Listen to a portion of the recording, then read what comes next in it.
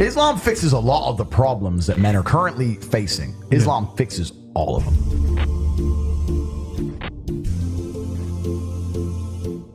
I think it's the last religion on the planet. So if it's the last true religion on the planet, then it has to be the correct one. And I'm not a Muslim, but if I had to bet on one religion as if I were betting on the stock market for the future, you have to bet on Islam. Because Muslims are intolerant. And I'm not saying that disrespectfully, because if you're tolerant of everything, then you stand for nothing. I can walk through London with a t-shirt saying Jesus is gay and nothing will happen to me. If I did the same thing with the Islamic prophet, I'd be dead before I got to the end of the street. Boom. That's how much they believe and respect. And I respect people who stick up for what they believe in. And I've been all around the world. Some of the best countries in the world today are the first world Muslim nations. Yeah. You can go to Qatar, you can fall asleep with $1 million on your lap in the middle of the street. Nothing's going to happen. Saudi Arabia as well. You can go to Saudi, nothing will happen to you. You can go to Dubai, UAE, nothing's They going to happen leave their to you. cars parked with the keys inside. It's so safe. Women, everyone's married. Every woman obeys her husband. Every single woman has 4, 5, 6 kids. Big families. All the things we're talking about, all the problems we have here, right? They've got none of that. None of it. Because of Islam. Women have big families. Women are exceptionally happy to do so. Society is functioning.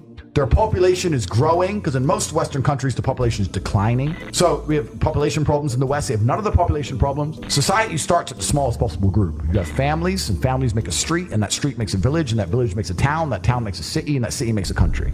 So if it's broken at the very fundamental level, if its family level's broken, then it's broken the whole way up. Yep. And that's what's happened in the West. And the first world Islamic countries have none of those problems. So if you're going to talk about a belief system that fixes issues, you need to go to Islam. Even though I wouldn't identify as a Muslim, I have absolute respect for the ideology, respect for the mentality, respect for the warrior aspect of it.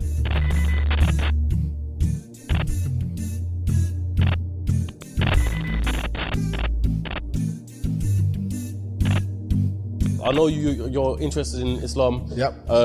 So you don't have to accept this, but this is a choice. I will accept it. English translation of the Quran. So if you want to Amazing. seek more knowledge. Thank you very much, bro. I appreciate that very, very much. Have that. I'm always out for knowledge, my friend. Thank you very, very much.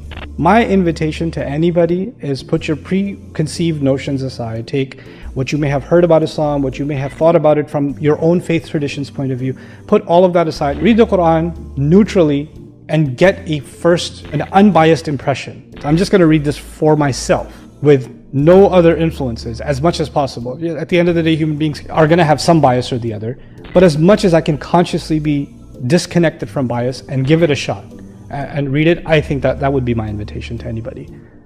And I would think it's really difficult to not walk away truly being moved by what you're being exposed to, truly being hit by what you're exposed to. I've yet to read the Quran, but it's certainly something I'm going to do. I'm going to read it without a preconceived notion, without a preconceived idea. And I think that's the best way to do things, because you're right. There's too much bias in the world.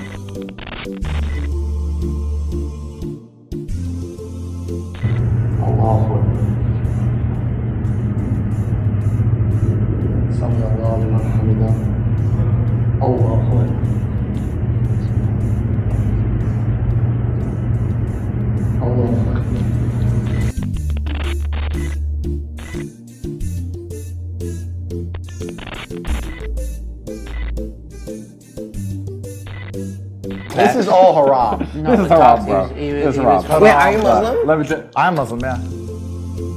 Welcome to the new Muslim Tate.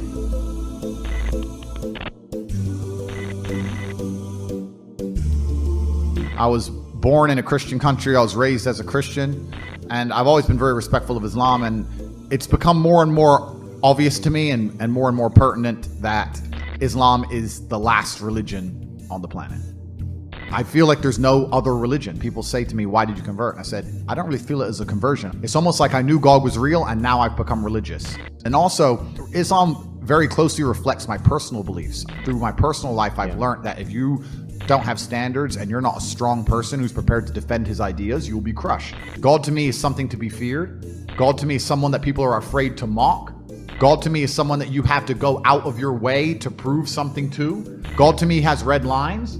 Like, God to me represents the Islamic faith. The Christian God, to me, I don't see God. To me, it was the only logical choice in the end. There was a time when I was atheistic.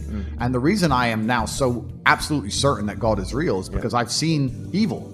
I've seen shaitan. I've seen it. When you see enough evil, you realize that there must be an equal and opposite force. And there are people out there in the world today doing the work of the devil, genuine demons, who are trying to destroy the baseline morality that's inside of all of us. We're all born with some kind of morality, and they're trying to destroy it. And this is why perhaps I found God the way I did, because I understood all these things first, and then I saw the Quran, and it confirmed so many things for me. You know, like even the conversations I've been having so far, so many things have been confirmed, and it's amazing the knowledge that's inside of it, which is so applicable today.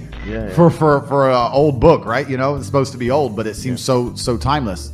But it's truly amazing. I think when you have negative experiences, and I'm talking about truly negative experiences, I've had a few where you come close to losing your life, or you meet other people who come close to losing their lives. Nobody's an atheist at the end, my friend. Atheists stop being atheists quickly when the game gets real.